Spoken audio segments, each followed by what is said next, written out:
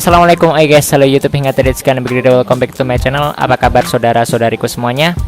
Ya, di sini kita akan membahas sesuai request, yaitu membahas masa muda dan cinta. Antara kedua hal ini memang tidak seperti suatu hal yang tidak dapat dipisahkan. Pasti yang namanya masa muda mengalami yang namanya cinta kayak gitu. Dan dapat dikatakan apabila kita menyukai lawan jenis itu normal, dan itu kita patut bilang alhamdulillah gitu, saya hamdalah. Kenapa? Karena ketika kita tidak menyukai lawan jenis itu dapat dikatakan kita dalam tanda kutip bahaya gitu. Nah, jadi itu yang pertama, syukuri gitu. Yang pertama syukuri. Yang kedua, arahkan. Jadi kita tengok dulu sih. Dulu zamannya Rasulullah dan para sahabat itu masa mudanya habis untuk apa sih gitu. Rasulullah saja loh, dari masa kecilnya, masa mudanya itu udah belajar yang namanya berdagang. Selain itu beternak, apalagi banyak kayak gitu. Terus para sahabat menghabiskan masa mudanya untuk menulis hadis, menghafalkan Al-Quran, dan lain sebagainya. Itulah contoh orang-orang terdahulu kita yang patut kita contoh kayak gitu. Lah kita diperbudak, namanya diperbudak cinta, atau dapat dikatakan bahasanya teman-teman semua itu bucin gitu, atau budak cinta gitu. Itu kan dapat diperbandingkan gitu antara para sahabat Rasulullah dan para sahabat dan anak-anak zaman sekarang yang lebih ke gini gitu. Budak cinta, perbandingannya itu sangat bertolak belakang. Nah, di sini teman-teman muslimin dan muslimah semuanya, di sini kita nggak boleh lah tiru-tiru yang macam tuh gitu ya. Jadi di sini kita habiskanlah masa muda buat suatu hal yang visioner. Kita mempunyai pandangan yang ke depan. Kita punya cita-cita yang tinggi, cita-cita yang besar. Jangan sampai cita-cita itu dapat dikatakan biasa. Kalau cita-cita itu biasa, berarti kita dapat dikatakan kurang motivasi gitu. Jadi kita habiskan lah. Kalau bahasa Jawanya itu eman-eman gitu masa muda, kalau cuma habis untuk yang namanya diperbudak oleh cinta. Kita mikirin lawan jenis, terus ngabisin waktu, istilahnya sok-sokan cinta monyet kayak gitu, sampai serius-seriusan, atau kadang-kadang yang nggak ada yang menanggapinya tidak terlalu serius tapi terbawa pikiran. Sama aja, semuanya sama ruginya gitu kalau dalam bahasa saya sih. Jadi di sini kita arahkan, kita itu yang memperbudak hawa nafsu kita, jangan kita yang diperbudak oleh hawa nafsu. Jadi kita arahkan.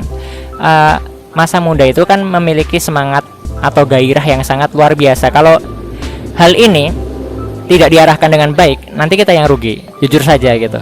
Terus kita itu memiliki, semua orang ketika masa muda itu memiliki potensi yang sangat luar biasa. Dan ini kalau rugi, kalau diarahkannya ke hal yang lain, itu nanti tidak hanya yang rugi itu tidak hanya diri kita sendiri, tapi generasi-generasi berikutnya atau setelahnya. Bahkan masa muda itu kan menentukan masa depan. Masa depan ini nanti akan lebih baik atau lebih buruk kan ditentukan oleh kita gitu. Jadi di sini kita harus memanfaatkan untuk hal yang baik, untuk masa depan. Kita boleh berpikir visioner. Kita manfaatkan untuk mumpung masih muda gitu. Mumpung masih muda, kita manfaatkan untuk belajar Al-Quran, menghafalkannya, menghafal ayatnya, membacanya kayak gitu. Kalau dalam sahabat kan juga ada yang menghabiskan waktunya untuk menulis hadis gitu. Bayangkan teman-teman udah menulis apa nih hari ini kayak gitu. Itu kalau hadis kan banyak banget, itu ditulis loh bro. Jadi dari hadisnya Rasulullah bersabda, terus sampai istilahnya bersanad kayak gitu, ditulis banyak banget. Bayangkan itu menulis kan nggak mungkin sedikit, pasti banyak gitu. Lah kita udah nulis apa gitu. Jadi kita kalau bisa seperti itu, menghabiskan waktu untuk hal yang bermanfaat. Tidak hanya bermanfaat pada masa itu saja, sampai sekarang masih bermanfaat. Hadis-hadisnya masih dapat kita pelajari, masih jadi tuntunan banyak orang. Jadi kebenaran kayak gitu. Nah, jadi masa muda itu seperti itu. Kita buat perumpamaan gini. Mumpung masih muda, ingatanku masih bagus, menghafal Al-Quran kayak gitu. Itu anggapan yang salah. Justru dengan menghafal Al-Quran, ingatan kita itu akan bagus. Oh, ingatanku kok jadi bagus gini ya, kok jadi gampang gini ya. Mengingat banyak hal itu mudah kayak gitu. Ternyata setelah di flashback ke belakang, karena kita rutin menghafal Al-Quran. Satu hal lagi seperti ini. Misalnya mumpung penglihatanku bagus gitu, akhirnya aku sering membaca Al-Quran dan membaca buku-buku Islami, membaca hadis dan lain sebagainya. Itu salah. Justru dengan membaca Al-Quran lah, itu yang membuat pandangan kita senantiasa dalam keadaan yang kondusif, keadaan yang baik. Jadi seperti itu. Nah, mari kita rubah mindset kita. Terus satu hal lagi, di sini mungkin ada yang sebel ya membahas mengenai ajal atau kematian. Kalau ada yang sebel, sama saya juga. Tapi itu pasti adanya. Semua yang hidup akan mati kayak gitu. Nah, setelah itu apa yang kita lakukan ketika kita mengetahui hal itu? Apa yang kita upayakan kayak gitu? Jadi kita di sini banyak orang yang memikir hidup di dunia enak, tapi lupa memikir bagaimana hidup di akhirat nanti enak kayak gitu. Nah, jadi dapat dikatakan juga seperti ini. Jadi dalam sebuah ayat Al-Quran itu tidak ada kebersamaan, tidak ada ikatan yang namanya persahabatan, keluarga, pertemanan. Tidak ada yang abadi, melainkan ikatan yang terikat karena takwa. Kayak gitu. Jadi di sini mari kita jaga diri sendiri terutama.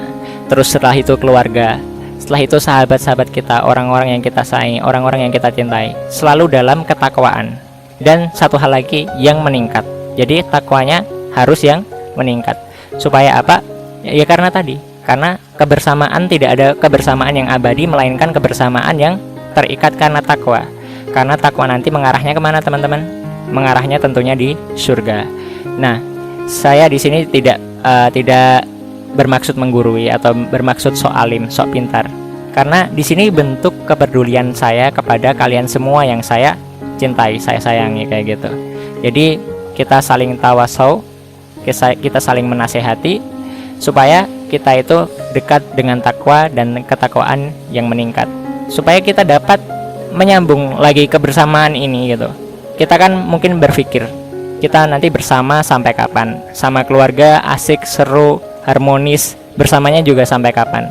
Nah, sampai kapan itu mari kita jawab dengan takwa yang meningkat, supaya nanti kita dapat melaksanakan, dipertemukan kembali, silaturahim kembali dalam silaturahim yang atau kebersamaan yang abadi kayak gitu. Di mana? Di surganya Allah Subhanahu wa taala. Oke, stay halal brothers. See you on the next video. Don't forget to subscribe and like and goodbye.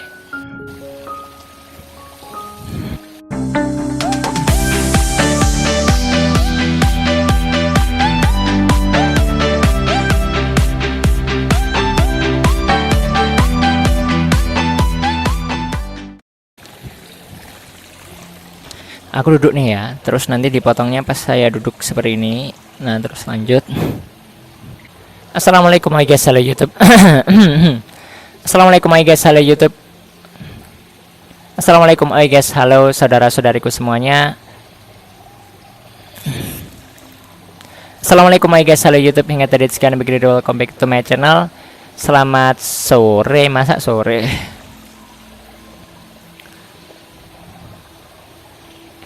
Assalamualaikum guys, halo YouTube. Hingga tadi sekian, begitu day. Assalamualaikum guys, halo YouTube. Hingga tadi sekian, begitu welcome back to my channel. Apa